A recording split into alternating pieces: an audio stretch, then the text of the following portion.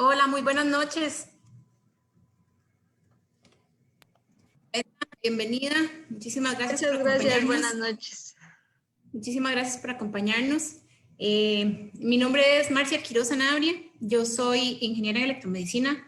Soy miembro de la Asociación Costarricense de Arquitectura e Ingeniería Hospitalaria. Hoy los voy a estar acompañando junto con la ingeniera Fetna en este tema tan bonito. En realidad me apasiona muchísimo lo que es todo lo que tiene que ver con la carrera de electromedicina, como lo llamamos acá, y biomédica, como lo llaman en otros lugares. Muchísimas gracias, como les dije, por estar acompañándonos. El tema que vamos a ver hoy es el papel del ingeniero biomédico en el diseño de instalaciones eléctricas, de instalaciones eléctricas de los hospitales. Fetna, como les mencioné, es ingeniera biomédica, es egresada de la carrera de ingeniería biomédica, labora para Biomec Consultores, es el CEO, socio fundador, labora como consultora en diseño y mantenimiento de instalaciones de atenciones a la salud, siendo su principal eje de la seguridad hospitalaria. Les damos la bienvenida a todos los que nos están acompañando ahorita desde los diferentes lugares de acá mismo, de Costa Rica, de México, de Honduras, de Colombia, de Perú, de Venezuela, de Ecuador, Bolivia, Argentina, bastantes, Guatemala, Chile. Muchísimas gracias por acompañarnos hoy. Fetna, los dejo con vos para que nos compartas todas tus experiencias. Perfecto, muchas gracias, Marcia. Bueno, bienvenidos a todos también de mi parte. Como bien comentaba la ingeniera, pues vamos a estar hablando un poquito sobre el tema del papel del ingeniero biomédico en el diseño de instalaciones eléctricas hospitalarias. Este es un tema muy crítico porque la ingeniería biomédica todavía en algunos países sigue siendo algo pues relativamente nuevo y que en muchos lugares no se le da el peso, o incluso nosotros como ingenieros biomédicos no nos damos el peso y no nos damos la propia importancia que tiene en nuestra profesión en el diseño no solo de las instalaciones eléctricas, sino en general en el diseño de las instalaciones hospitalarias. Entonces, bueno, el día de hoy nos vamos a enfocar un poquito en este tema. Y lo primero que me gustaría preguntarles para que ustedes hicieran a manera de introspección es si algo de lo que ven ahorita en pantalla les parece familiar, que hayan, por ejemplo, intentado llegar a colocar algún equipo médico y resulte que las instalaciones que están en el sitio pues no coinciden con el equipo y entonces pues tienen que recurrir a este tipo de soluciones donde pues ya el equipo queda totalmente fuera de la ubicación donde se había planeado y obviamente pues se tienen que hacer soluciones en ese momento que no son las adecuadas para el correcto funcionamiento del equipo y sobre todo para la correcta operación del área o local en el que estamos instalando el equipo médico. O, por ejemplo, con las tomas de gases medicinales, que les haya pasado que resulta que ustedes pidieron un tipo de toma y cuando llega el equipo médico es otro diferente y entonces no embona y vamos a tener que buscar acoples o cambiar los cordones. Ahora, ¿qué está pasando en el ámbito de las instalaciones eléctricas?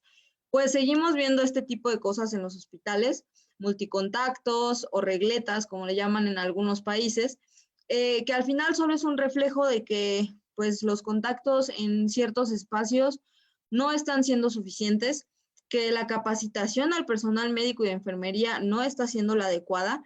Y bueno, al final de cuentas, ¿dónde estamos nosotros como biomédicos? ¿Cómo estamos influyendo en que tengamos el número suficiente de contactos al momento de diseñar y construir un hospital? Al momento de capacitar al usuario en dónde debe conectar un equipo médico, por qué en un contacto rojo y no en uno blanco, entre otras cosas. ¿Qué también es lo que estamos viendo? Pues malas prácticas. A veces los doctores, las enfermeras, no están conscientes del riesgo que implica una instalación eléctrica, un contacto o el uso de la energía y mucho menos no están conscientes de este riesgo en el paciente. Para eso estamos nosotros los biomédicos, para poder hacer esta traducción, que es como a mí me gusta llamarle, entre las necesidades clínicas que tienen nuestros equipos médicos para el paciente y sobre todo las ingenierías que necesitamos que las otras ingenierías e incluso la arquitectura nos provea para que garanticemos que los equipos médicos van a funcionar de manera correcta, pero sobre todo y manteniendo como pilar o como eje central de nuestra profesión salvaguardar la vida del paciente, que al final es pues el objetivo principal de todas las personas involucradas en el sector salud. ¿Qué más estamos viendo? Bueno, pues que los mismos pacientes resulta que ahora tienen prioridades más importantes que su propia vida y entonces prefieren pues poner a cargar su celular antes que mantener conectado el equipo médico que les está dando soporte de vida y pues acabamos con malos resultados. Por eso es muy importante que hagamos equipos multidisciplinarios al momento de estar en el diseño y construcción de hospitales para que se tengan de manera adecuada todas nuestras instalaciones y que los equipos que lleguen sean adecuados, que se puedan conectar de manera correcta y que no tengamos que hacer un montón de retrabajos u otras cosas por errores que se pudieron haber pues previsto. ¿Qué otra cosa sucede? Bueno, ¿alguna vez ustedes han pedido alguna de estas instalaciones o alguno de estos requerimientos? Por ejemplo, que ustedes digan que quieren un contacto de tierra aislada o que su equipo necesita tierra aislada. ¿Qué es la tierra aislada? Realmente, si yo pongo tierrita en un vasito, por chusco que parezca en la foto, ¿eso corresponde a tierra aislada? ¿O alguna vez han dicho, es que mi equipo necesita un contacto regulado? ¿O su proveedor les ha dicho, no, pues necesita un contacto regulado? ¿Realmente existe esto? ¿Qué es lo que está sucediendo? Incluso lo vemos reflejado en otras instalaciones, como puede ser agua o las mismas tomas de gases que decimos, yo necesito agua. ¿Qué tipo de agua? Dura, blanda, cuánta conductividad, cuántos solutos disueltos. O necesito una toma de oxígeno. ¿Solo una toma? ¿Qué tipo de conector? ¿No? Entonces tenemos que empezar nosotros como biomédicos a ser más específicos en los requerimientos que necesitan nuestros equipos médicos para funcionar de manera correcta. Y la forma en la que podemos lograr esto es que todos empecemos a hablar un idioma en común. Y ese idioma común no queda de otra más que el que sea la norma, ¿ok? ¿Qué norma? Bueno, ahí vamos a depender, evidentemente, de las normas locales de cada país, pero también vamos a tener normas internacionales, como puede ser NFPA 99, el NEC, las ISO, las IEC. Entonces, tenemos que nosotros definir y encontrar cuál es la norma que aplica en mi país y en función de eso empezar a solicitar nuestras especificaciones o requerimientos de ingeniería para nuestros equipos médicos. ¿Ok? Al final de cuentas, nadie conoce mejor que nosotros nuestros equipos médicos y el cómo estos equipos pueden o no afectar al paciente en caso de un mal funcionamiento. Bueno, antes de empezar con el tema meramente técnico, vamos a tener que encontrar algunas definiciones. La primera de ellas, pues, es qué es infraestructura física. Como ven ahí, pues esta definición la saqué de la NOM 016, que aplica aquí en México. Sin embargo, también hay definiciones similares de la Organización Mundial de la Salud, en NFPA 99 y en otras normativas a nivel internacional. Lo que nos dice es que es un conjunto de edificaciones, áreas, locales y materiales que se encuentran interrelacionados con los servicios indispensables para la prestación de la atención médica. ¿Qué quiere decir esto? Yo no puedo decir que la infraestructura física es única y exclusivamente un edificio o la estructura del propio edificio o solamente la soportería. Tenemos que es un conjunto de varias cosas y por lo mismo quien diseña la infraestructura física o quien está involucrado en la infraestructura física tiene que ser un grupo multidisciplinario, porque el que sabe de estructura probablemente no sepa de instalaciones eléctricas o de gases medicinales, y el que sabe de gases medicinales tal vez no sepa de los sistemas de voz y datos o de los sistemas HVAC. Entonces tenemos que lograr tener un equipo de expertos o de estudiosos en cada una de sus ramas enfocados 100% a hospitales. ¿Por qué?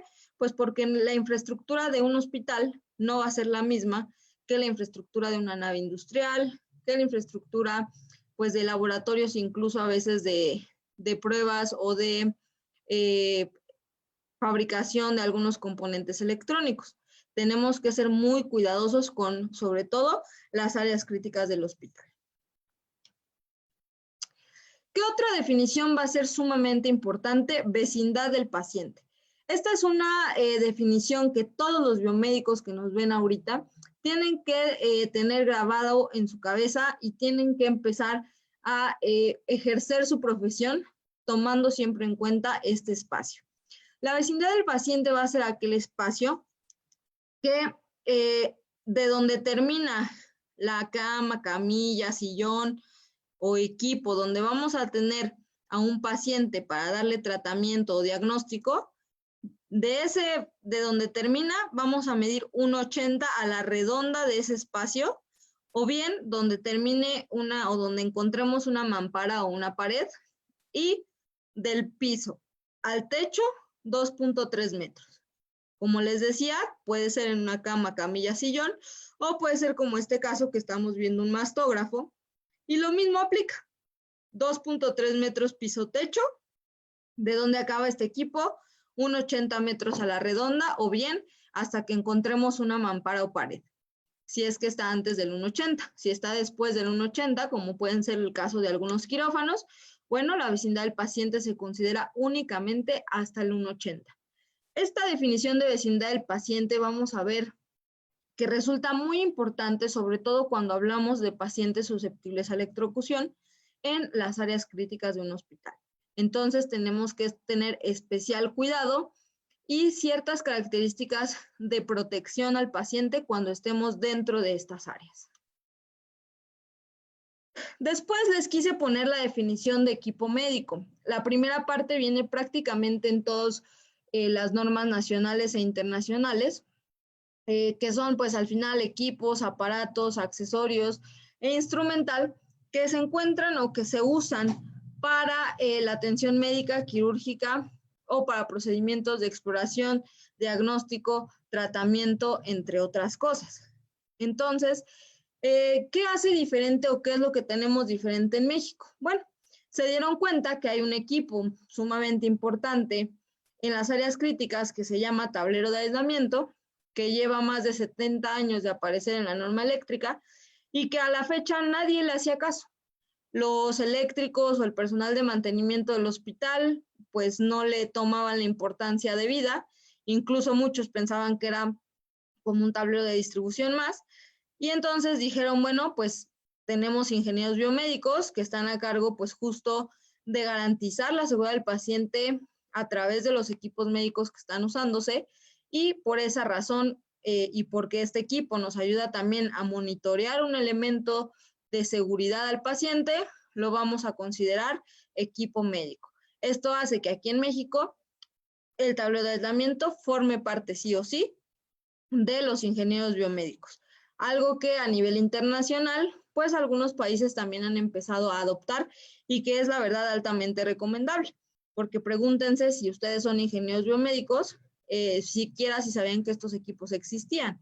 Y si son ingenieros eléctricos, mecánicos o de algún otro tipo, pregúntense si dentro de sus programas de mantenimiento o sus planes incluso de renovación, se encuentra este equipo incluido. ¿Qué más es importante definir? ¿Qué es el sistema de emergencia? Y al final este sistema pues es uno que está constituido por alimentadores y circuitos derivados que están destinados a suministrar de una fuente alterna de energía un número limitado, hago énfasis en la palabra limitado, de funciones consideradas vitales para la protección de la vida y la seguridad del paciente, con un restablecimiento automático de la energía en un lapso de 10 segundos, después de la interrupción del suministro de energía. ¿Qué quiere decir esto? Yo no puedo tener todo mi hospital al sistema de emergencia. Yo no puedo tener todo mi hospital a un generador. ¿Por qué? Porque estoy poniendo en riesgo estos dos conceptos que me dice. Número limitado de funciones vitales para proteger la vida y seguridad del paciente. Y al final, entre más grande sea mi planta de emergencia, pues obviamente voy a tardar más en entrar y probablemente no cumpla con esta característica de los 10 segundos. Entonces, sean muy quisquillosos en definir qué cargas van a estar respaldadas y qué cargas no, ¿ok? Algo que es muy importante y que nosotros como biomédicos tenemos que agarrar, y al final es algo que NFPA 99 está luchando por enfatizar en sus normas actuales, es que existen o que debe de existir el mismo nivel de seguridad en los pacientes que se hagan X procedimiento, aun si estos pacientes se realizan el procedimiento en la clínica más pequeña que existe en su país o en el hospital más reconocido del mismo. Y entonces lo que nos dice NFPA es, nosotros ya no podemos catalogar estos espacios de atención al paciente únicamente por lo que es el espacio o por lo que es la institución en la que se está realizando, sino por el riesgo que representa ese procedimiento o ese tratamiento al paciente. Y entonces nos define 4 categorías. La primera de ellas es la categoría 1, que nos dice que son las lesiones graves o la muerte de pacientes. En estas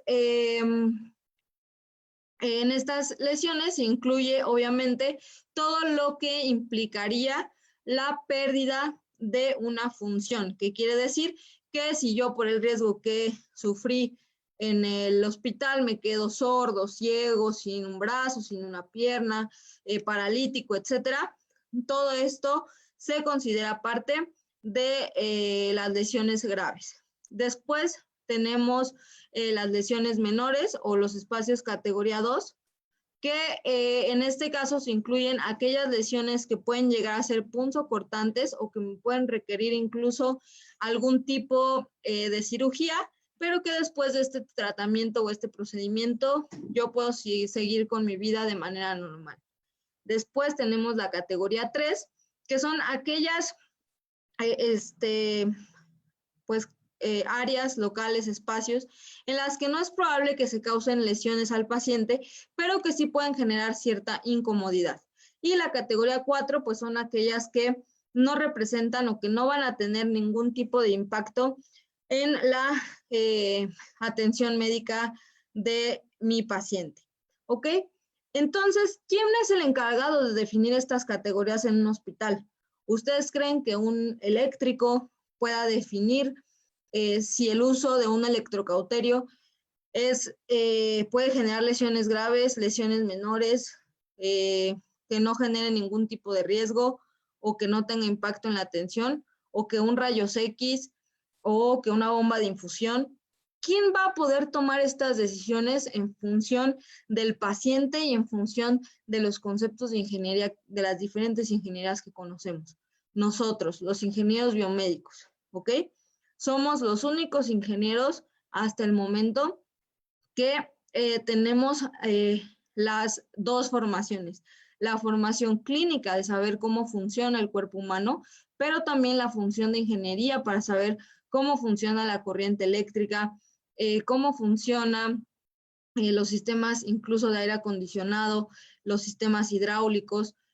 Tal vez en la carrera, porque eso llega a pasar mucho, que algunos países dicen, no, es que eso nosotros en nuestro país no lo vemos. Yo les voy a ser sincero, aquí en México tampoco es como que las instituciones educativas le pongan mucho peso a este tema, pero al final de cuentas nos dan la base de circuitos eléctricos, que nos va a permitir entender cómo es que puede fluir la corriente eléctrica y analizar cómo esta corriente eléctrica, que puede ser muy pequeña, puede provocar una lesión, un paro cardíaco, o quemar incluso pequeñas lesiones en nuestro cerebro o en algunas células y causarnos un mal que puede afectarnos para el resto de nuestra vida. En función de esto, pues tenemos o podemos categorizar no solamente los espacios y los sistemas, sino también los equipos médicos. Una recomendación que les suelo hacer a los biomédicos que están involucrados en hospitales es que necesitan empezar a categorizar todos sus equipos médicos. ¿Por qué les comento esto? Porque al final, si nosotros tenemos, por ejemplo, un monitor de signos vitales, pues monitores de signos vitales los vamos a tener prácticamente por todo el hospital, pero tendrá el mismo nivel de riesgo un monitor de signos vitales en hospitalización que un monitor de signos vitales en un quirófano. Háganse esta retrospección porque pues definitivamente no va a ser así. Entonces, este tipo de cosas no solamente nos van a permitir identificar en qué lugares tenemos los más altos riesgos hacia el paciente y por ende, dónde necesitamos que nuestras instalaciones sean de mayor seguridad, sino que también, en dado caso, nos va a permitir definir dónde vamos a invertir nuestro dinero o qué es lo que nos conviene darle mantenimiento de manera prioritaria. ¿Ok? Y bueno, cuando estamos diseñando un hospital y sobre todo las instalaciones eléctricas de un hospital, ¿qué cosas debemos de tomar en cuenta? Primero que nada, ¿cuáles son nuestros flujos operacionales? Esto es la base de un buen diseño de arquitectura. Si nosotros no tenemos estos flujos operacionales, podemos recurrir a generar bastante caos al momento de estar ya en la operación. ¿Cuáles son los espacios mínimos? Esto es súper importante porque a veces diseñamos o decimos los espacios mínimos únicamente en función de que quepa el equipamiento o de que quepa un sillón o de lo que a nosotros nos parece que puede ser adecuado. Pero recuerden que aunque no tenemos normas que puntualmente nos especifican las dimensiones, sí tenemos algunas referencias como puede ser la vecindad del paciente, como pueden ser algunos libros como el Guidelines for Design and Construction of Healthcare Facilities y sobre todo sabemos cuáles son los requerimientos de nuestras instalaciones. Por ejemplo, llega a pasar que estamos diseñando una unidad de cuidados intensivos neonatal que lleva tableros de aislamiento y que, por ejemplo, en México nos exigen un tablero de aislamiento por cada una de las incubadoras o de las cunas que estén en esta área. Y resulta que ponemos 10 incubadoras en una pared de 5 metros. Y entonces, ¿dónde van a caber los tableros de aislamiento? Si requieren cierto espacio, ciertas dimensiones, si aparte hay que considerar contactos, hay que considerar tomas de gases medicinales. Entonces, todo esto repercute en mis espacios mínimos. Necesitamos saber también cuáles son mis requerimientos mínimos de ingeniería en cada uno de los locales que vamos a estar diseñando. No es lo mismo diseñar, por ejemplo, una unidad de cuidados intensivos neonatal que una de adultos, que hemodiálisis, que quirófano. Entonces, para cada uno de estos locales, nosotros necesitamos puntualizar. Y no es que nosotros nos pongamos como biomédicos a hacer los diseños eléctricos, pero nosotros somos los encargados de decirle al ingeniero eléctrico cuántos contactos necesitamos en un local o cuántos contactos nos exige la norma y si esos son suficientes para cubrir las necesidades de nuestro equipamiento en ese local en particular o no, porque puede resultar que no. Y recuerden que las normas solamente son requerimientos mínimos, ¿ok? Lo siguiente que tenemos que saber, pues es conocer todos los equipos médicos que se van a instalar. Es muy común en los proyectos de hospitales que primero se hace casi el diseño arquitectónico, se hace la obra, se hacen las instalaciones eléctricas, el proyecto de gases, el proyecto de HVAC, ¿y qué es lo último que dejamos? La guía de dotación de equipo médico. Y peor aún, tal vez está la guía, pero no tenemos marcas y modelos. Ustedes mejor que nadie saben que los equipos médicos, si cambiamos de marca, incluso si cambiamos de modelo, cambian sus consumos eléctricos. Si ahorita nos está viendo un biomédico que esté encargado, por ejemplo, del área de servicio o de ventas de algún equipo médico, también es importante solicitarles a ellos y a nuestros proveedores y a los fabricantes que entreguen buenas fichas técnicas, porque a veces parece que las fichas de los equipos médicos están enfocadas a, pues, convencer al médico de que son la mejor opción. Pero una vez que queremos diseñar o que necesitamos saber parámetros como el amperaje, su consumo en volts ampere o en watts, entre otras cosas, lo único que obtenemos es los amperajes del cordón o lo que soporta el cordón, o incluso muchas veces solo nos dan el valor de lo que está hecho la clavija, ¿no? Y entonces, pues, eso no nos sirve para diseñar instalaciones eléctricas y es algo que como biomédicos necesitamos conocer nuestros propios equipos. Y lo último es que tenemos que diseñar de lo particular a lo general. Si nosotros como biomédicos no entregamos un listado de los equipos a instalar, donde ya vengan los requerimientos, donde ya vengan voltajes que se van a usar, amperajes que se tienen, consumos totales, ¿cómo le va a hacer el eléctrico para calcular tableros de aislamiento, tableros de distribución, protecciones? No hay forma. Y lo mismo pasa con el resto de las ingenierías. Nosotros como ingenieros biomédicos, en unión con los arquitectos, somos los primeros que debemos de tener claro qué equipo vamos a tener en qué áreas para en función de eso poder ir diseñando lo demás del hospital y que realmente se hagan proyectos de ingeniería y un análisis técnico de las necesidades que vamos a tener en nuestros hospitales. ¿Qué está pasando hoy en día? Bueno, pues de repente resulta que mi guía mecánica es esta que tenemos de este lado y que yo le dije, esto fue lo que plasmé en mi plano, y resulta que llego a obra y lo que tengo es lo que está de este lado. Y entonces decimos, oye, ¿y la lámpara que está aquí, dónde quedó? Oye, ¿y mi base para guiar la cama, dónde está? ¿Y mis contactos laterales? ¿Y mi segunda toma de vacío? Y entonces, pues al final me ha pasado que llego a obra a revisar una instalación eléctrica y les digo, oigan, pero es que, a ver, ¿por qué solamente pusieron 2 contactos? No, es que así me lo mandan de fábrica. No, pues así no lo mandan de fábrica. Alguien lo pidió de esa manera porque aquí tenemos la guía mecánica y sobre esa guía mecánica y sobre ese diseño es como se hace la fabricación. Entonces, ¿quién tiene que estar revisando que estos requisitos se cumplan? El ingeniero biomédico. El eléctrico, el arquitecto, el hidráulico, el mecánico van a hacer las guías mecánicas tal vez y nos las tienen que pasar para nosotros validar que en esas guías mecánicas están sembradas realmente las necesidades de mi equipo médico. Por ejemplo, ¿qué pasaría si el día de hoy yo les dijera que necesitamos en esta área un equipo que trabaja a 220 volts? Pues resulta que no tenemos un contacto para esa capacidad. O la pregunta más sencilla, estos conectores de puesta a tierra redundantes que están aquí en color verde, si se fijan aquí tenemos solamente 4. 4 para 1, 2, 3, 4, 5, 6, 7, 8, 9 por 2. Para 18 equipos médicos solo tenemos 4 conectores de puesta a tierra redundantes. Eso no es suficiente. La norma me dice que por cada equipo necesito aterrizarlo de manera redundante para garantizar la seguridad de mi paciente. Entonces, ¿dónde estamos nosotros? ¿En qué momento vamos a decidir participar en este tema para evitar que se hagan retrabajos o que incluso nuestros proveedores nos digan que ya no vamos a tener garantías o que no nos pueden cambiar el equipo o demás cosas?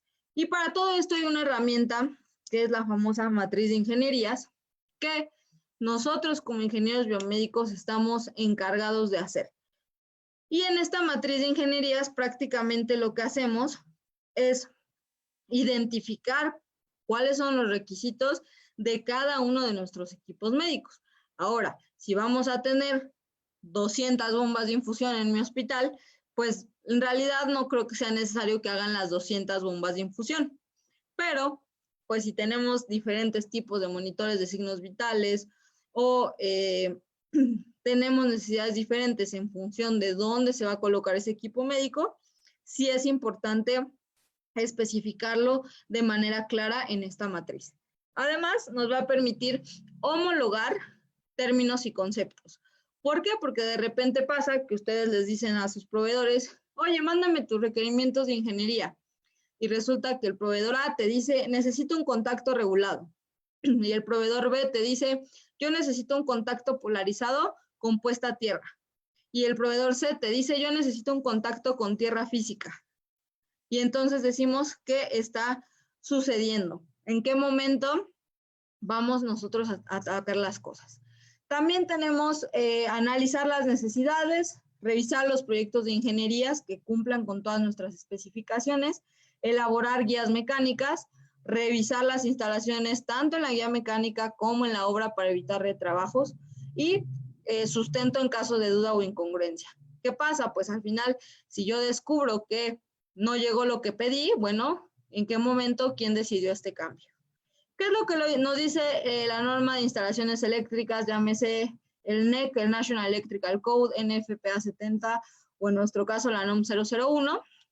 Que nosotros tenemos un sistema eléctrico esencial que está subdividido en 3 circuitos o ramales: el crítico, el de seguridad humana o el de seguridad de vida, y el de equipos, ¿ok? Y solamente esos 3 ramales o circuitos van a estar alimentados por una fuente alterna de energía que es la específica del sistema eléctrico esencial. Si ustedes quieren conectar algo que esté fuera de estas cargas que ahorita vamos a mencionar a grandes rasgos que vienen mencionadas en la norma, tendrían que poner un generador independiente para las cargas no esenciales que ustedes quieran respaldar. Los sistemas eléctricos en hospitales tienen que ser redundantes, con calidad de energía, pero también que nos esté ayudando y soportando en cuanto a la seguridad del paciente, que en algunos locales vamos a requerir calcularlo al 100% de la demanda, y en el caso de hospitales temporales tenemos que trabajar mucho con el famoso triángulo del diablo, que es esta cuestión: ¿cómo me va a impactar el costo para yo poder hacer un hospital rápido, pero que sea seguro y que cumpla sobre todo con la normativa establecida? Cuando hablamos de las instalaciones eléctricas en los hospitales, necesitamos garantizar que vamos a preservar la vida de los pacientes, pero también la del personal médico y de enfermería que está en el hospital, y que vamos a poder evacuar a todas las personas en caso de algún desastre o un incendio o alguna emergencia. Por eso es que son estos los circuitos que vamos a tener respaldados. ¿En dónde podemos ver cada una de estas cargas? 517.33 para el derivado crítico, 517.32 para el de seguridad de vida y 517.34 para el sistema de equipos. Si ustedes analizan su hospital o analizan los unifilares y se dan cuenta de que tienen cargas en alguno de estos circuitos que no vienen en esos numerales, está mal diseñado el hospital y tenemos que ver cómo eso está impactando negativamente nuestra operación.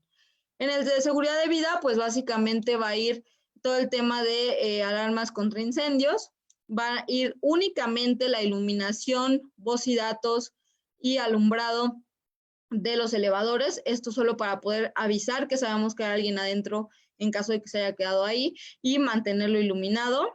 Todas las alarmas de gases medicinales van en el de seguridad de vida, rutas de evacuación y salidas de emergencia y algunos accesorios, sobre todo de donde tenemos el generador, las transferencias o equipos que van a ser necesarios para mantener al hospital funcionando.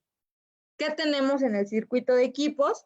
Y que nos toca a nosotros como biomédicos decirle al eléctrico que necesitamos: las bombas y los equipos fuente de gases medicinales, sistemas de inyección y extracción, así como algunos casos de climatización de quirófanos, cuidados intensivos y demás, un elevador para poder mover pacientes, por ejemplo, de urgencias a quirófanos o de cuidados intensivos, a alguna prueba de imagen, una sola autoclave, o bueno, hay evaluación de los requerimientos, y cámaras hiperbáricas.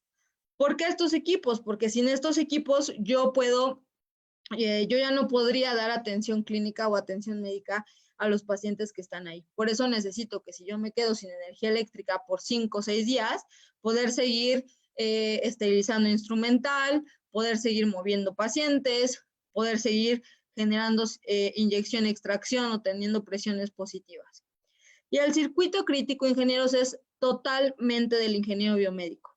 Nosotros tenemos que definir cada una de las cargas que van a estar en este circuito, empezando obviamente por los famosos tableros de aislamiento y los receptáculos que están en él, algunas áreas como laboratorio y banco de sangre que necesitaremos porque igual sin eso no podemos o tal vez no podríamos mantener la función clínica del hospital, sistemas llamado enfermo-enfermera, áreas como hemodiálisis o algunos contactos en ciertas áreas y en algunos casos los expedientes clínicos electrónicos.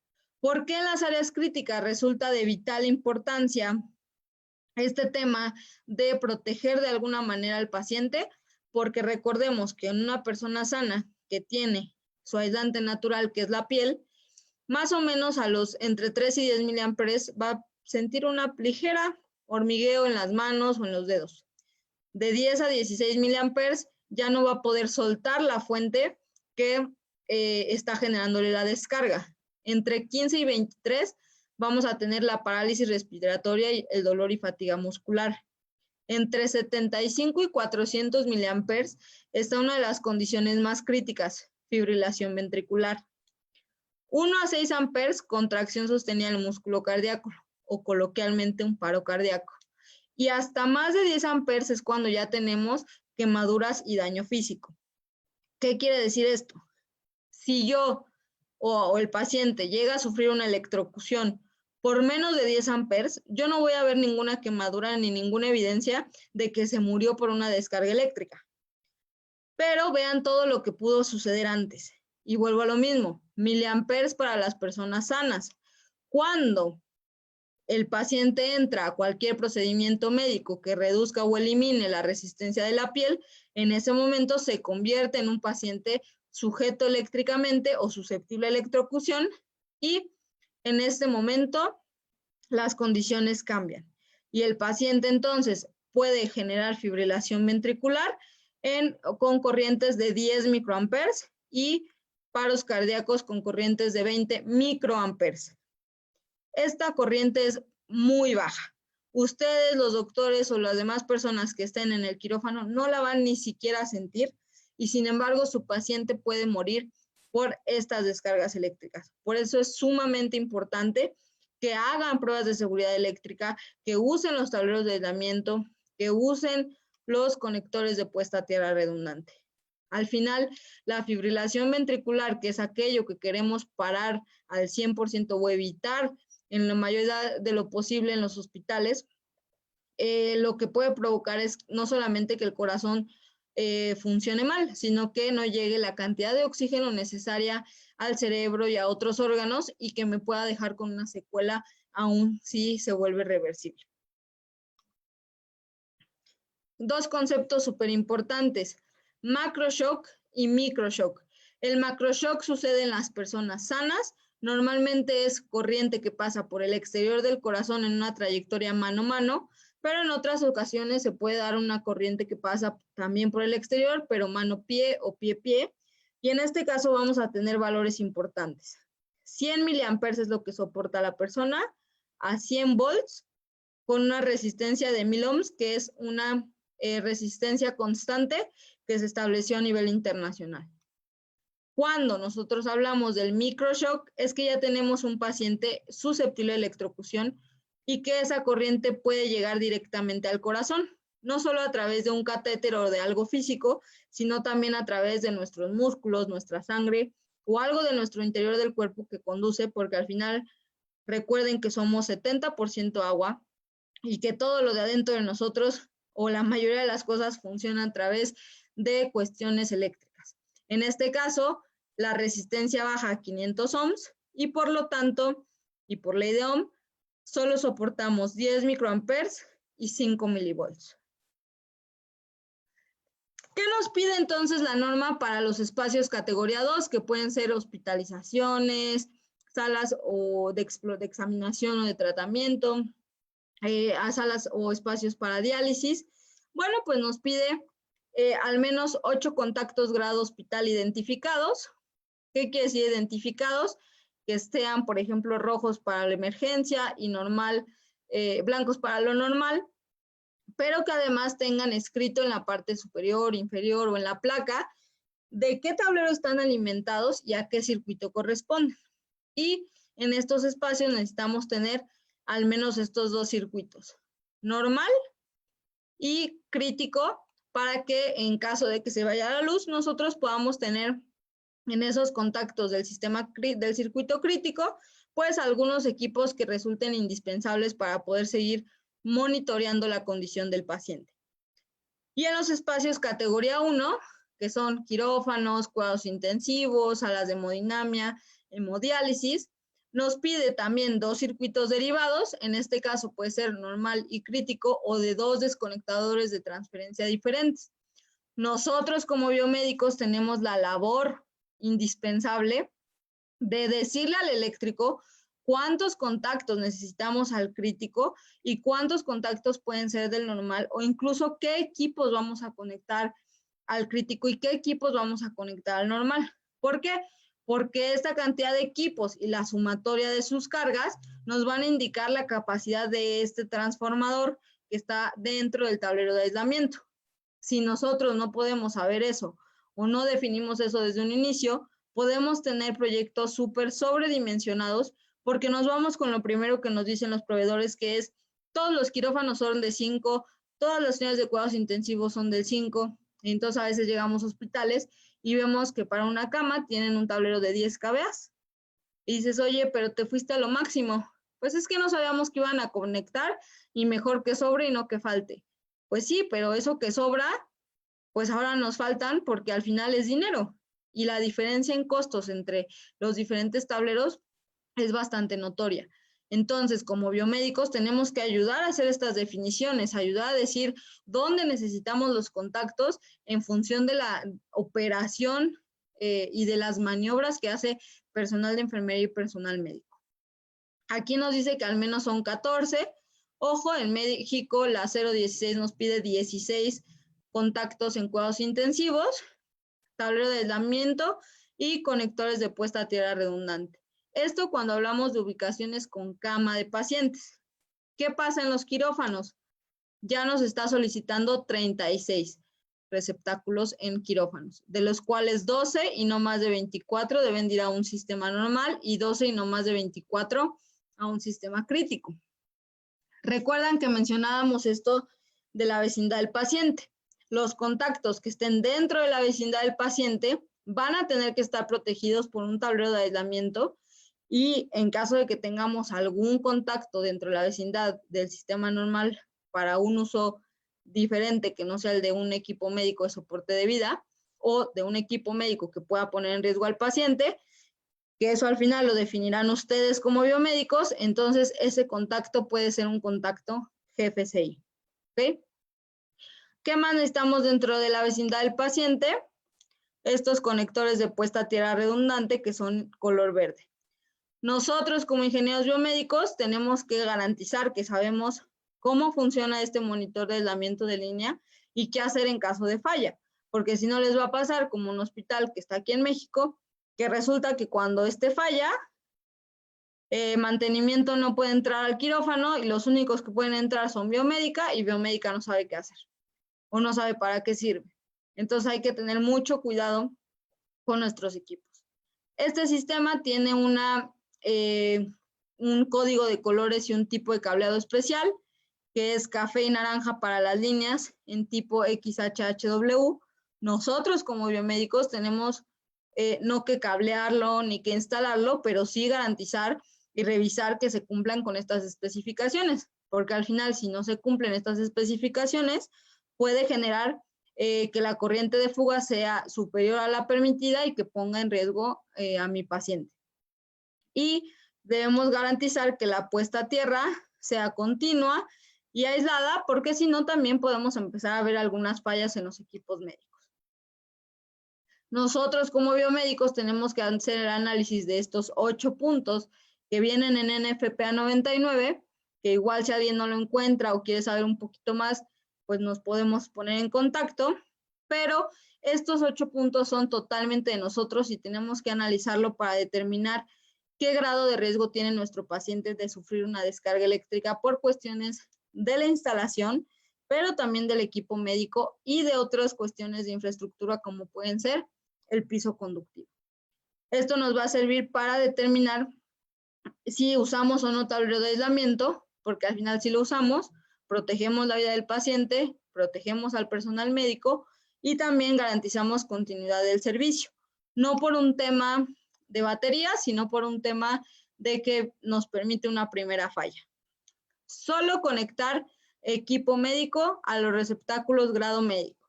Nada de que, ay, quiero conectar mi celular un ratito para que se cargue, o quiero conectar una grabadora, o quiero poner una cámara de video. No. Si ustedes quieren conectar, o los médicos de su hospital quieren conectar este tipo de cosas, entonces para eso van a estar los otros contactos que no van a venir del tablero de aislamiento y que no van a venir de un sistema crítico. Cantidad y tipo de contactos. Nosotros como biomédicos debemos de saber identificar perfectamente cada uno de estos contactos, así como cuáles se pueden utilizar y cuáles no se pueden utilizar dentro de la vecindad del paciente, porque luego caemos en problemas y resulta que cuando nosotros solicitamos contactos regulados, por ley internacional, al parecer, los ingenieros eléctricos resulta que nos ponen estos, porque pues es un código establecido que los del sistema regulado, que ni siquiera aparece en la norma, sean los contactos naranjas. Y pues resulta que la norma nos prohíbe usar estos contactos en áreas de cuidados de paciente. Y entonces, pues por una solicitud mal hecha con un término que no existe y que se ha quedado coloquialmente, pues nosotros como biomédicos estamos generando un incumplimiento normativo y estamos poniendo en riesgo la vida de un paciente simplemente por desconocimiento o por necedad. Entonces, rojo es normalmente sistema crítico. Ojo, no dice la norma que tenga que ser rojo, solo dice identificable. Si a ustedes les gusta el azul y quieren poner los del circuito crítico azul, se puede. Normalmente lo común es que sea color rojo lo que está en emergencia, color blanco lo que está normal. Debe de tener el puntito verde y solo el puntito verde para identificarlo como grado médico. Este de acá es un GFCI, lo van a identificar porque tiene estos dos botoncitos. Este de acá es un contacto grado médico para áreas de pediatría. Si ustedes se fijan, adentro de donde entrarían las espadas, tiene unos tapones que evitan pues que el niño pueda llegar a meter algo y se llaman receptáculos resistentes a la manipulación o tamper resistant. El que es como este, que no tiene patita lateral, es para soportar hasta 15 amperes.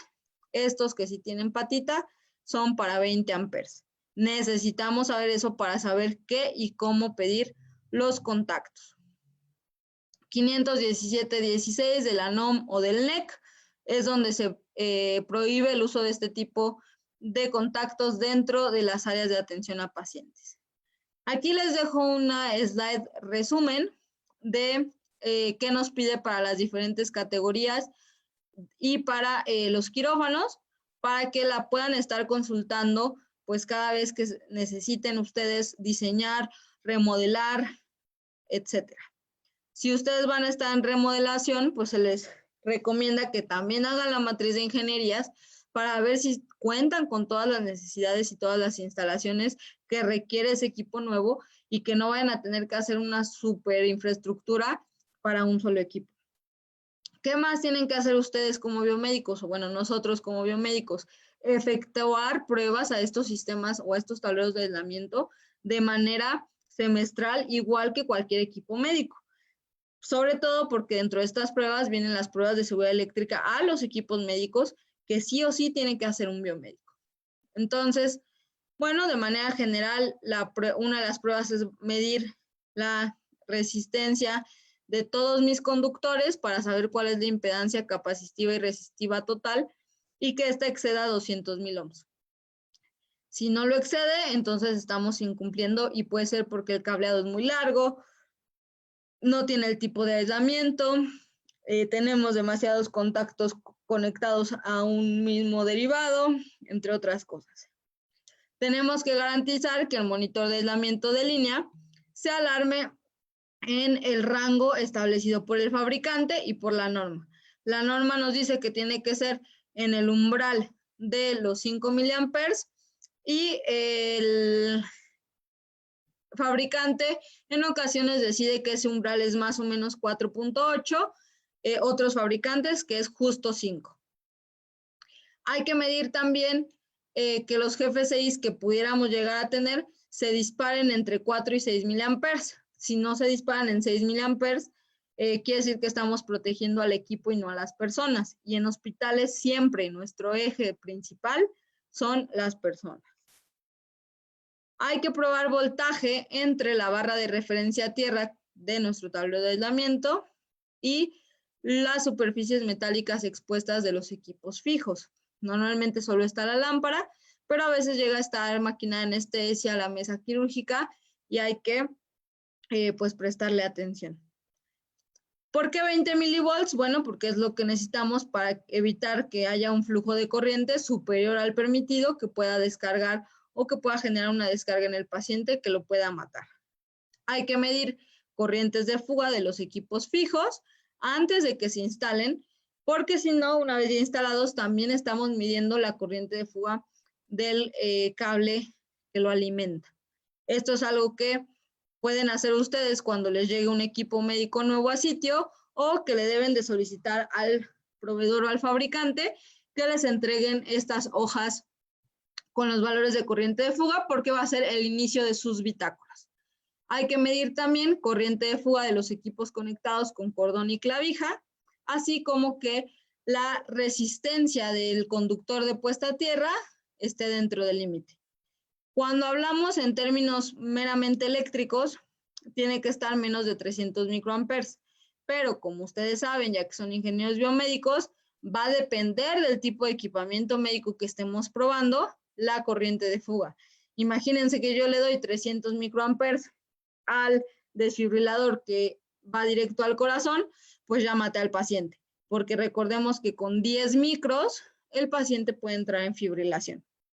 Cuando hablamos de la resistencia del cordón y la clavija, pues si es equipo nuevo debe de estar en menos de 0.15 y si es un equipo que ya lleva unos años en el hospital, debe ser menor a 0.5 ohms. Se tienen que probar los pisos conductivos.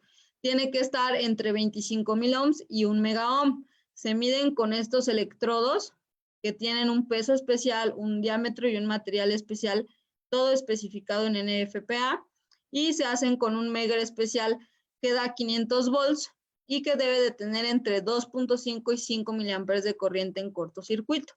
Se miden 91 centímetros entre electrodo y se hacen 5 mediciones por cada local. Recuerden que el piso conductivo debe de estar aterrizado al tablero de aislamiento, si no, pues de nada sirve que lo tengamos. Hay que revisar polaridad y retención de los contactos. A veces creemos que son eternos y que nos van a durar para siempre, pero no. Necesitamos probar la retención porque si llega a estar abajo de 4 onzas o 115 gramos, entonces ese contacto ya puede generar un riesgo de desconexión o incluso de arco eléctrico. Y la polaridad es importante porque en los tableros de aislamiento recordemos que tenemos 2 líneas con voltaje. Entonces, si yo tengo polaridades cruzadas, puedo generar un cortocircuito franco con 2 equipos médicos que pudieran llegar a tener una falla al neutro o a lo que conocemos como el neutro. También se mide la resistencia de los puntos de tierra, ya sea los conectores de puesta a tierra redundante o el pin del contacto, tienen que ser menor a 0.2 ohms.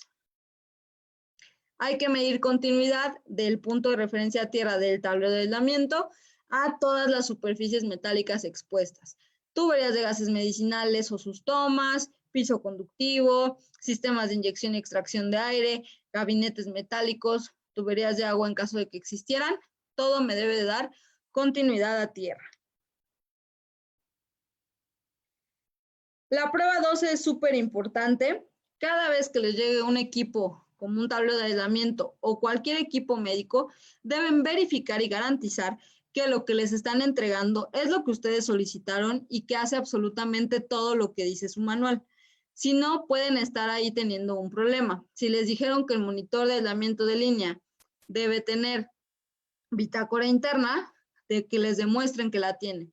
Si les dijeron que puede cambiar su volumen, que les enseñen. Todo tiene que cumplir con las cuestiones de instalación, operación, mantenimiento, ajustes y pruebas que venga especificado en el manual.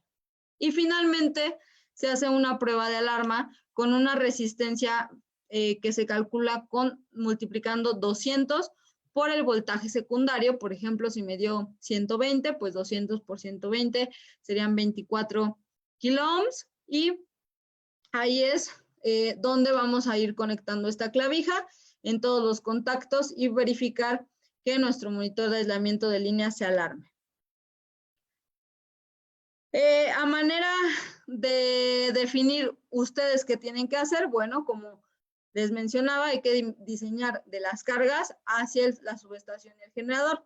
Por lo tanto, ustedes deben de identificar cuáles son las áreas críticas de su hospital, en dónde se hacen procedimientos invasivos, conocer qué equipos médicos se tienen o se van a usar en esos espacios y conseguir sus consumos energéticos, para que con la suma de todos estos consumos nosotros podamos obtener los volts ampere o los kVAs, y de esa manera determinar de qué capacidad tiene que ser mi tablero de aislamiento o el transformador de mi tablero de aislamiento. ¿Qué más tienen que saber ustedes? Deben de saber esta clasificación de NFPA o del IEC 60601, porque en función de esto vamos a determinar el riesgo que tiene el paciente y su parte aplicada, qué es lo que toca. Si solo toca al paciente pero está puesto a tierra, si toca al paciente pero está flotado, o si toca al corazón, si se alimenta de manera normal, si se alimenta con una especie de fuente recubierta, o si se alimenta con baterías. Todo esto nos va a ayudar a determinar, entonces, en función de la clase y su parte aplicada, qué corrientes de fuga son permitidas. Por ejemplo, para el paciente, si nosotros tenemos un equipo que tenga una parte aplicada CF, que de acuerdo a la clasificación, esa parte CF es una pieza aplicada flotante para uso en el corazón, pues por obvias razones, las corrientes de fuga permitidas, ¿de cuánto nos dan? De 10 microamperes. ¿Por qué? Porque recuerden que con más de 10 microamperes yo ya puedo matar al paciente. Entonces, tenemos una cantidad de pruebas que se tienen que hacer para garantizar que los equipos cumplen con la seguridad eléctrica, y eso es un tema 100% de nosotros como ingeniería biomédica. Pero al final de nada sirve que cumplamos con esto si nuestra instalación va a estar mal y a nosotros no nos preocupa que esté mal. Por eso es que tenemos que empezar a unir y entrelazar estas necesidades clínicas con las necesidades y con las diferentes ingenierías que vamos a tener dentro de nuestro hospital. ¿Qué más tienen que hacer ustedes? Bueno, saber qué pruebas van a hacer, bajo qué norma o bajo qué estándar van a estar probando y dónde van a hacer esas pruebas. No es lo mismo que sean ingenieros biomédicos de un hospital, que sean ingenieros biomédicos de servicio, o que sean ingenieros biomédicos encargados como yo de revisar instalaciones eléctricas en hospitales.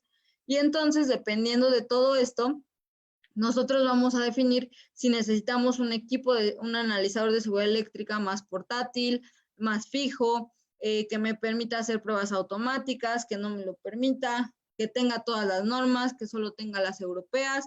Todo este análisis se tiene que hacer por ustedes, los ingenieros biomédicos.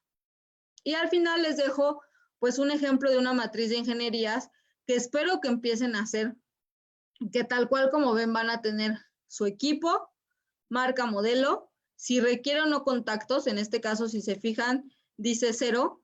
¿Por qué dice 0? Porque acá vamos a ver que nos pide que este equipo se conecte directamente a un interruptor termomagnético.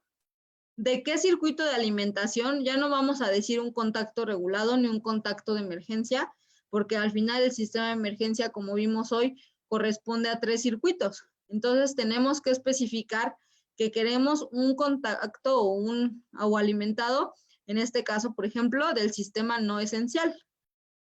¿Cuál es su voltaje? ¿Cuál es su corriente? Y si tenemos alguna característica especial. Lo mismo aplica para otras ingenierías. ¿Y qué pasa, por ejemplo, en este caso? Una máquina de anestesia, marca, modelo. Aquí sí necesitamos un contacto Ese contacto va a ser dúplex, grado médico, color rojo, y va a estar a un sistema crítico y a un tablero de aislamiento. Cantidad de voltaje, corriente o cuánto consume. Ojo, ¿cuánto consume?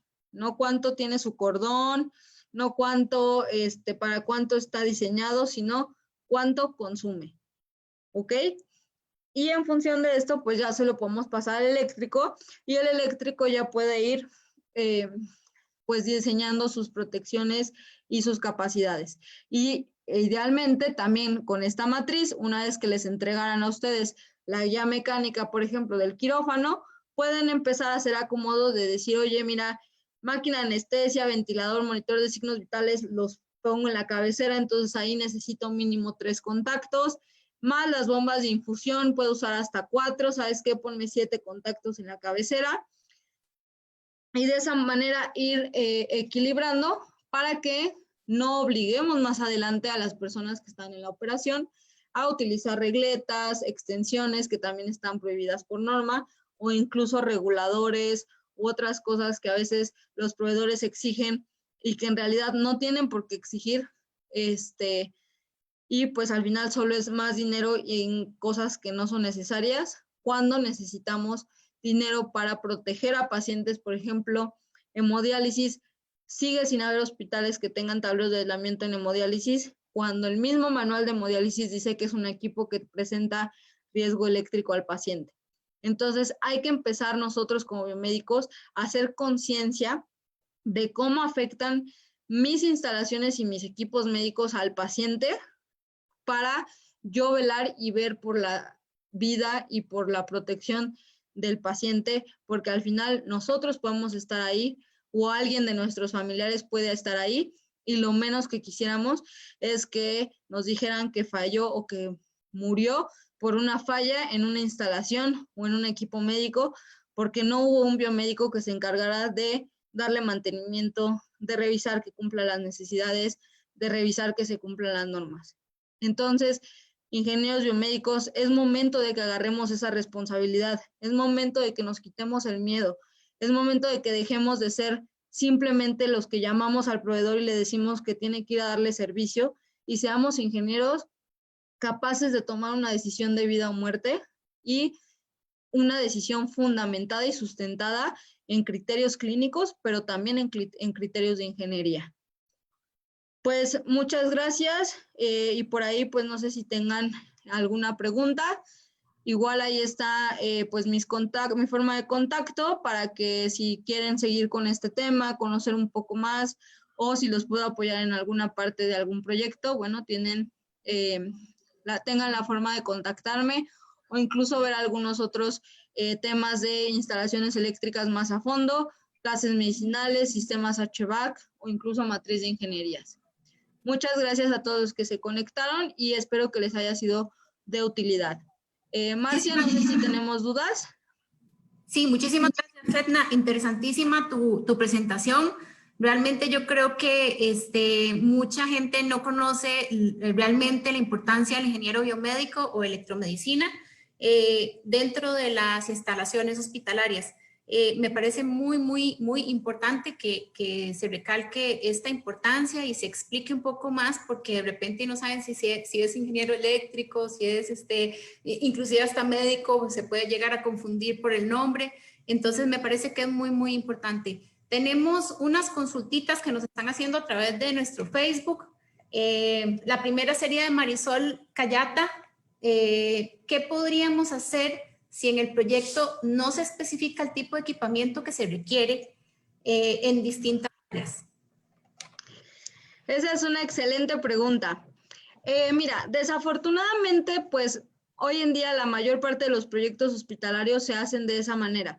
Se mandan las licitaciones o simplemente se solicita que se haga un proyecto hospitalario y ni siquiera hay opción de que haya alguien que le explique que se tiene que hacer primero una guía de equipamiento y un programa médico arquitectónico, como le llamamos aquí en México.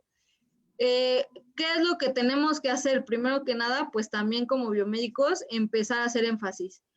Aquí en México me he topado muchos proyectos que me hablan y me dicen, oye, fíjate que necesito tu ayuda para que me vayas a hacer este proyecto de hospital. Y yo les digo, sí, nada, es que primero hay que sacar qué áreas vas a tener, luego yo te hago la guía de equipamiento, luego hacemos este paso y este paso. Y pues muchos me han dicho, no, es que fíjate que hablé con otro biomédico y me dijo que pues él me lo hace directo y pues ya al final decido yo con qué proveedores me voy porque es lo que me gusta. Y entonces dices, bueno, ¿qué pasaría si todos los biomédicos que estamos enfocados en diseños de hospitales nos pusiéramos esa meta de decir, a ver, no, hay un ABC de las cosas y el ABC de las cosas no es porque sea totalmente recto y una dictadura, sino que es para evitar retrabajos y para que realmente se hagan bien los proyectos. Entonces yo te diría, si no hay como tan un listado de equipamiento, es muy importante, no sé si es biomédica o si es de alguna otra carrera, pero si tú eres biomédica y trabajas en esta empresa que recibe este tipo de licitaciones, es momento de que tú empiezas a hacer esa chamba y digas, mira, tal vez no sabemos el 100% de lo que se va a ocupar, pero con mi profesión puedo hacer un listado, tal vez un boceto, un borrador de qué equipos son los que se necesitan, hacer una investigación más o menos de qué cargas y en función de eso, pues diseñar de la manera adecuada. Perfecto. Ahí cualquier cosa, Marisol, si nos indica qué profesión es, porque no nos mencionan en el mensaje. La segunda sería Héctor Kumare. Cuando ya el hospital fue construido y hoy en día, por el tema de la pandemia, necesitamos aperturar más camas, es contradictorio enfocándonos en la normativa pese a la realidad. Sí, este es un tema bien crítico y era lo que les comentaba al principio. Este tema de los hospitales temporales, si ustedes revisan NFPA, les dice que también son hospitales. No por ser temporales, están exentos de las normativas. Entonces, al final estas normativas a veces parece que fue que alguien un día despertó y dijo, hoy es día de molestar a los biomédicos y a todos los de hospitales y les voy a exigir esto. Pero no, tiene un trasfondo y tiene un porqué de seguridad al paciente. Entonces, es muy importante que a pesar de que al día de hoy ningún hospital en México, y me voy a atrever a decir que en América Latina, cumple con la normativa al 100%, pues tenemos que tratar y empezar a empujar porque se empiece a cumplir en los temporales, en los permanentes y en cualquier consultorio que encontremos, incluso en farmacias o en sus casas. Algunos doctores lo hacen, pero al final tenemos que empezar a garantizar este tipo de cosas. No sabes cuántos médicos nos hablan para decirnos, oye, es que fíjate que mi equipo médico ya falló. Bueno, ¿y a dónde lo conectaste? Ah, pues aquí al contacto de mi cocina, ¿no? O gente que nos habla y nos dice, oye, es que pues conecté 50 camas más a mi tablero de distribución. Oye, pero ¿hiciste siquiera el análisis de si soportaba el transformador esa carga? No, pues no, ¿no? Entonces dices, oye, pues es que obviamente te va a fallar. Entonces hay que hacer un balance que les comentaba, o siempre les comento, hay que hacer un balance de qué es más importante. Ahorrarnos unos pesos, porque pues al final va a ser temporal, o hacer un análisis tal vez de unos cuantos minutos u horas más, pero hacer proyectos que realmente nos van a ser de utilidad y que no pase, por ejemplo, en Estados Unidos pasó con gases medicinales. Se sobrecargó el sistema, el chiller, bueno, el intercambiador no dio, y entonces tuvieron que evacuar a todo el hospital porque pues ya no tenían forma de suministrar gases.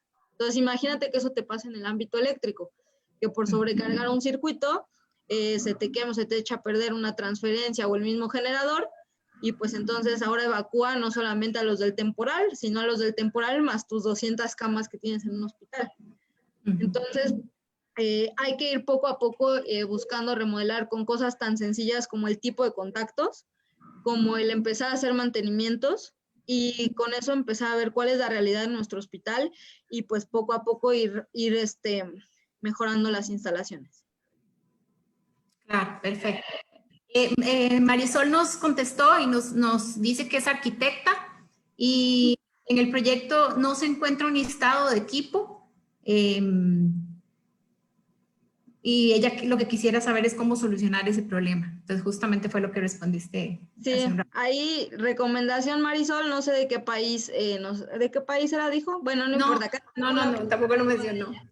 Pero no importa, independientemente del país, es importante que te apoyes con algún ingeniero biomédico o algún ingeniero en electromedicina, sea yo, sea la ingeniera Marcia, que está también aquí. Al final, esa es la clave, que dentro de tu equipo de trabajo tengas manera de consultar o incluso contratar a un ingeniero biomédico que te ayude con este listado. Y las normas del país, que muchas veces las normas, hay normas que te dicen requisitos mínimos, que por lo menos eso te ayuda. Daniel Ledesma, ¿puedes explicar nuevamente por qué los contactos con tierra aislada no son adecuados para las áreas críticas? Claro que sí, Daniel.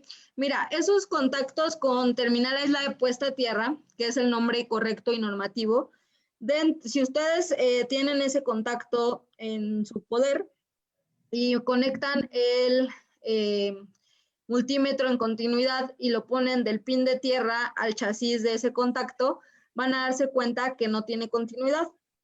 Eso, hablando de áreas de atención al paciente, está prohibido. De hecho, pues si recuerdan, yo les mencioné que una de las características principales de la puesta a tierra en estas áreas es la redundancia. Entonces, imagínate, si yo te estoy diciendo que hay que ser redundantes, que incluso hay que poner un segundo cable de puesta a tierra y tú me pones un contacto que rompe esa redundancia, pues ahí está la razón del por qué no se pueden utilizar en áreas de atención a pacientes. Entonces, si tienes estos contactos naranjas, generalmente los ponen muy, muy seguido para monitores de signos vitales en todo el hospital.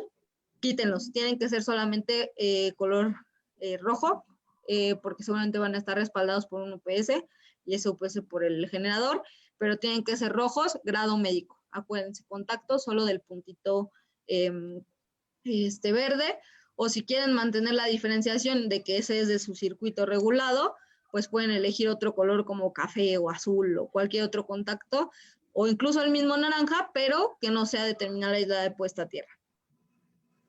Perfecto, muchas gracias. Nos comenta Almotec, División Energía, ¿son necesarios que los tableros sean dúplex o dobles?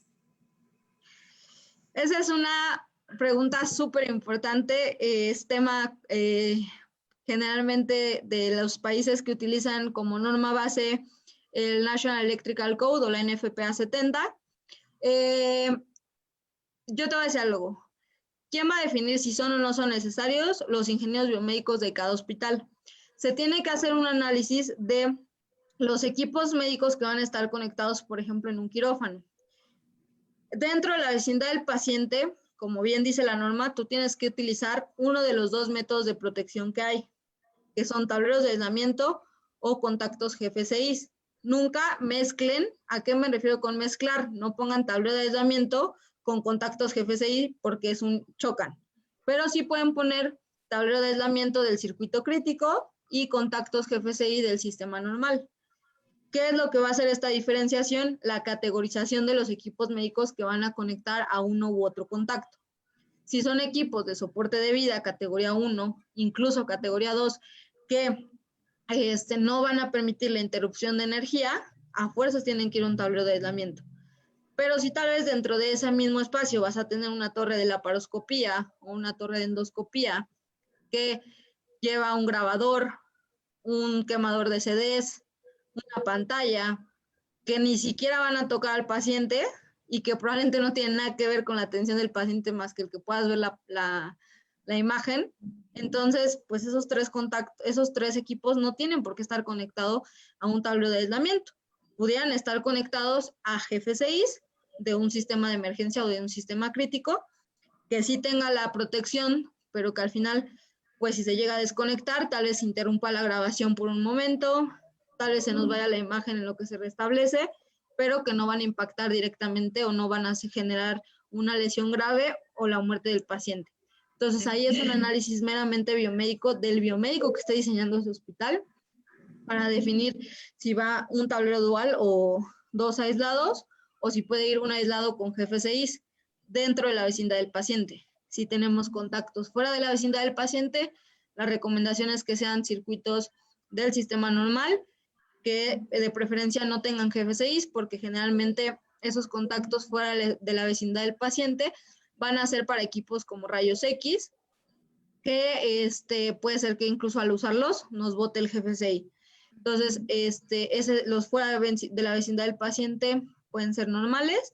Únicamente recuerden que si el equipo que se conecta ahí entra a la vecindad del paciente, hay que ponerle su cordón de puesta a tierra redundante. Perfecto, muchísimas gracias. Tenemos varios comentarios también.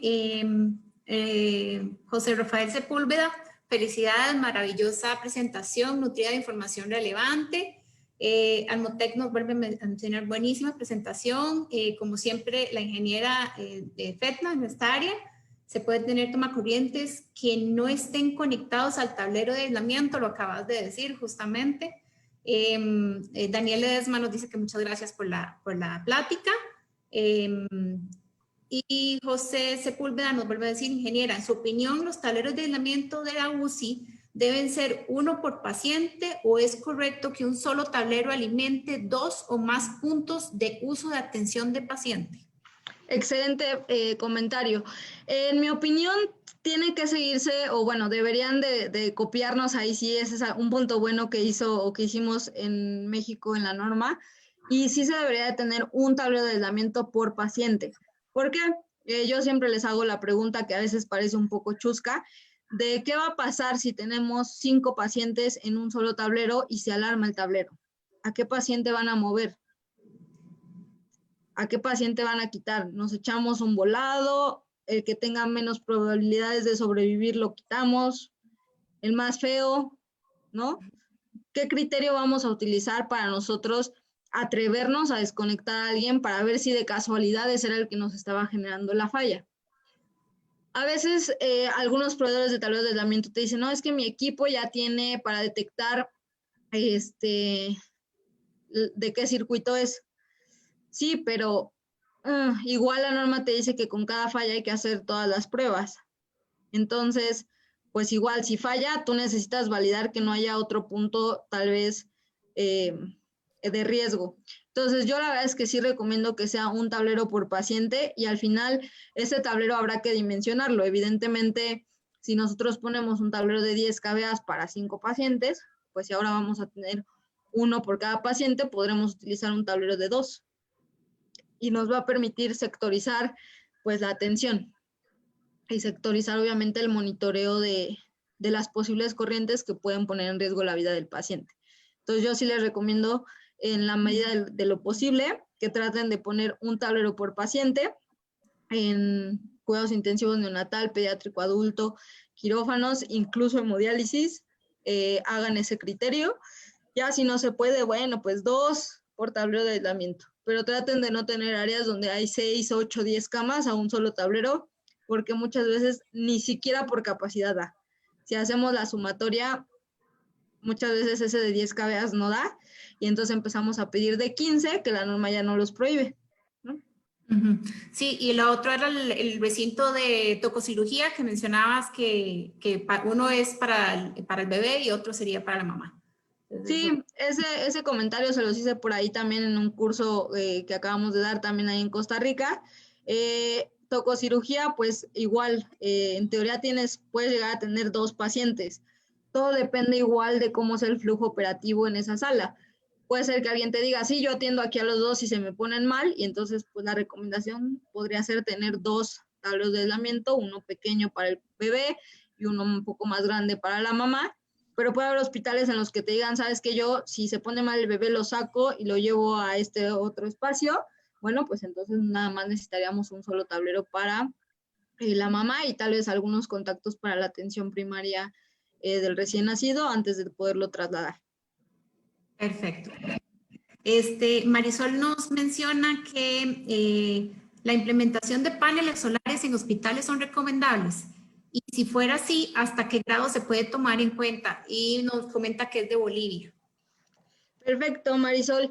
Mira, los paneles solares los puedes utilizar sin problema en hospitales, sobre todo para temas de alumbrado, para temas incluso a veces de, pues como apoyo al consumo normal o la iluminación normal, por ejemplo, en estacionamientos, cafetería, oficinas y demás.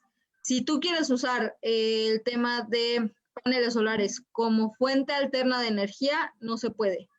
¿Ok? de entrada no, o sea, vas a tener que poner un mundo de paneles solares para soportar muchas veces lo que vas a necesitar del generador, y aparte es algo que ahorita pues no está todavía permitido por NFPA o por la norma.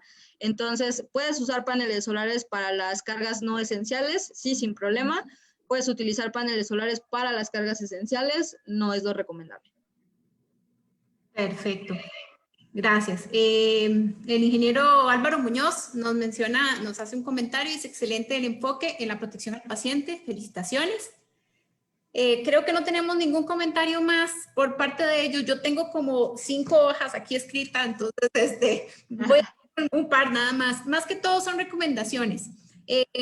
Durante toda tu presentación llegaban a mi mente muchos recuerdos de cosas que he vivido, que he pasado, pero más que todo muchas buenas prácticas, pero siempre hay malas prácticas que de repente no sabemos que son malas prácticas, ¿verdad? Porque son prácticas que siempre las hemos hecho casi que por tradición, pero sí es importante mencionarlas. Una de ellas es, por ejemplo, todos trabajamos en diferentes áreas, unos vendiendo equipos, otros instalando equipos, otros dándole mantenimiento, como mencionabas vos casi al final de tu presentación, otros los entregamos nada más y la parte de mantenimiento ya es la que tiene que ver con todo lo que es ya todo el funcionamiento como tal. Nosotros muchas veces entregamos los equipos o se entregan los equipos, las empresas nos entregan los equipos con sus cables de puesta a tierra, se les explica tal vez en un primer momento de qué es lo que tienen que hacer con esos cablecitos verdes, que de repente quien utiliza esos cables no es la persona, digamos, no somos los ingenieros biomédicos, no son los ingenieros en electrónica ni nadie de mantenimiento, sino que son de repente asistentes de paciente, que obviamente no es su formación, los médicos inclusive a veces, enfermeras. Entonces, ¿cuál sería la recomendación para que realmente sepan qué es, para qué se usa y más que todo es en qué afecta no utilizarlos? Muy bien, Marcia. Mira, este es un tema que incluso a nivel mío siempre hago el comentario de que es un proceso de evangelización, porque al final todavía hay mucho desconocimiento. Parece ser que las instalaciones hospitalarias en el ramo de la ingeniería biomédica son nuevas, pero pues no, o sea, al final tenemos que participar en esto de manera detallada, pero también parte de nuestra labor es capacitar. Yo veo un montón luego de vacantes, ¿no? Donde te dice ingeniero biomédico en hospital y dentro de tus funciones dice capacitar en el uso de los equipos médicos al personal médico y de enfermería, ¿no? Y parte del uso de esos equipos médicos, pues es explicarles a dónde tienen que conectarlo, por qué tiene que ir en ese contacto y no en el otro, y evidentemente ese cordón de puesta a tierra redundante, para qué sirve, cómo se usa y por qué es importante conectarlo y no usarlo para cualquier otro fin. Entonces, creo que la labor ahí de nosotros como ingenieros biomédicos, llámese del proveedor, llámese de los que recibimos equipo, de los que ya estamos en los hospitales, pues es justamente enseñarles, capacitarlos. Por ahí uno de los temas que salían también en un curso es esta cuestión de persona calificada. Pues una persona calificada es aquella a la que nosotros formamos, a la que nosotros le explicamos y logramos que entienda el porqué de las cosas, ¿no? A veces parece que todo está muy alejado, pero si nosotros no entendemos por qué el médico usa uno u otro equipo, pues no podemos definir nosotros como biomédicos si existe o no existe el riesgo y por ende no podemos trasladarle eso a los eléctricos. Entonces, parte de nuestra función como biomédicos de hospital o que estemos en hospitales es esta labor de capacitarlos, no solamente en el uso de esos cordones, sino también en que sepan dónde tiene que conectarse el equipo de soporte de vida, dónde el que no es de soporte de vida, incluso cómo operar a veces hasta un interruptor, ¿no? Como les decía, a veces no dejan entrar a nadie más que al personal de enfermería y de medicina a la sala, y si se empieza a alarmar, pues las mismas enfermeras o los mismos médicos tienen que poder o ser capaces de interactuar con los tableros de aislamiento para prevenir riesgos, para prevenir incluso hasta incendios. Entonces, parte de nuestra labor es esa. Desafortunadamente, por ejemplo, yo siempre que hago servicio, oferto esta capacitación y solamente como 2 veces me ha tocado que realmente vaya personal de enfermería y personal, bueno, doctores, ¿no? O doctoras. Pero sí, es una labor de estar duro y dale hasta que nos hagan caso. Perfecto. Pues yo creo que nada más me queda hacer unos anuncios aquí un poquito de la parte de, nosotros estamos, ahorita justo estamos terminando el curso de instalaciones eléctricas hospitalarias, ¿verdad? Posiblemente para el otro año, si Dios quiere, vamos a hacer otra vez el curso para los que estén interesados.